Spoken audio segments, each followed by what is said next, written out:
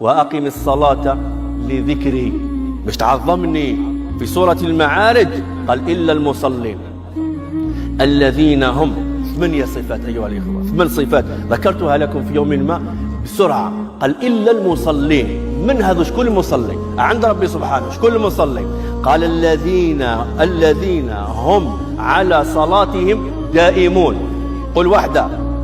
قال والذين في أموالهم حق معلوم للسائل والمحروم.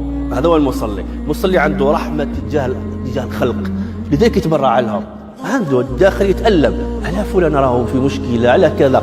هذا هو المصلي.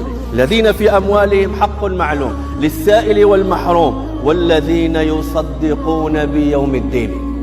يصدقون باللي كاين يوم الدين فقط يا رب يصدقون؟ لا، قال والذين هم من عذاب ربهم مشفقون. مانيش مصدق فقط، لكن أنا خايف ممكن نكون أنا تحت طائلة العذاب، ممكن يوقفني رب العالمين ويعذبني، أنا خايف. كاين ناس يقول لك على راك تخوف العباد.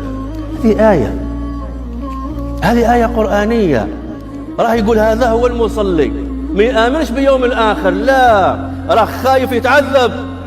والذين هم من عذاب ربهم مشفقون، والذين هم من عذاب ربهم مشفقون إن عذاب ربهم غير مأمون، والذين هم لفروجهم حافظون، مبتعدين عن الفواحش حيثما كانت، مبتعدين عن الفواحش إلا على أزواجهم أو ما ملكت أيمانهم، والذين هم لأماناتهم وعهدهم راعون. كاين أمانة قلدوك إياها يا أخي، يتقم بها ينسحب، لأن راح تتحاسب يوم القيامة.